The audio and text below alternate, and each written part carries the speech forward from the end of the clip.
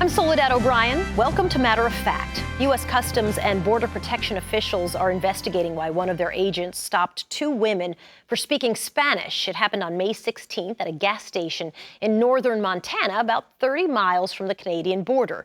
The two women, Ana Suda and Mimi Hernandez, both American citizens, both born in the U.S., recorded the stop on a cell phone.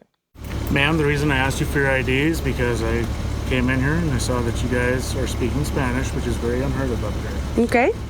The incident happened within a day after another video showed an attorney in New York City on a rant because some restaurant workers and customers were speaking Spanish. They're speaking Spanish to customers when they should be speaking English. The attorney threatened to contact immigration and have them deported.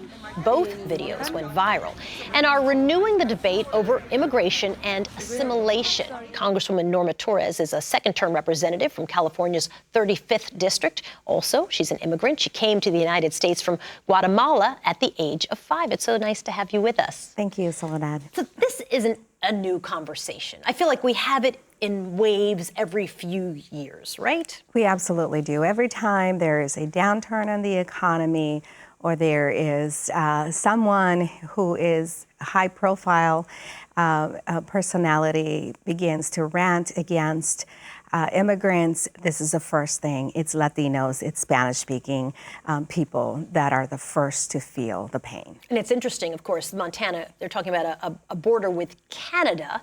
We're not talking about the Mexican border, so that this idea that the Border Patrol agent was worried about Spanish, not French, not German. Right. It really gives you an insight into their thinking. This is the racial profiling that the Congressional Hispanic Caucus members continue to push back against. It is incredibly insulting that this border agent felt he could racially profile these two women simply because of the language they were speaking. John Kelly, who's the White House Chief of Staff, as you know, said this not too long ago. This was on May 11th.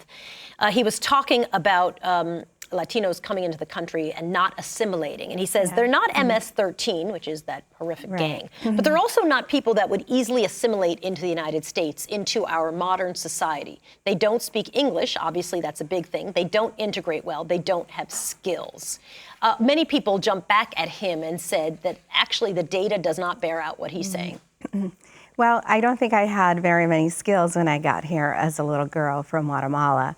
But look at me, I learned the language, I moved forward with my life, I got involved in my community, got elected to local city council, went to state legislature, and here I am in Congress serving my community. And usually with second generation, so maybe the first wave of immigrants comes in, but their children, the problem language-wise is usually the reverse. They don't want to speak their parents' language. Right? I mean, my parents are from different countries. My mother's spoke Spanish.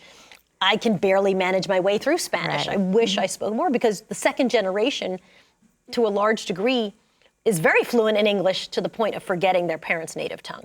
Right, and I must put myself in that same position, right? As a child, I wanted to play in the playground, and I wanted to be able to communicate, with, other kids. So yes, I learned that.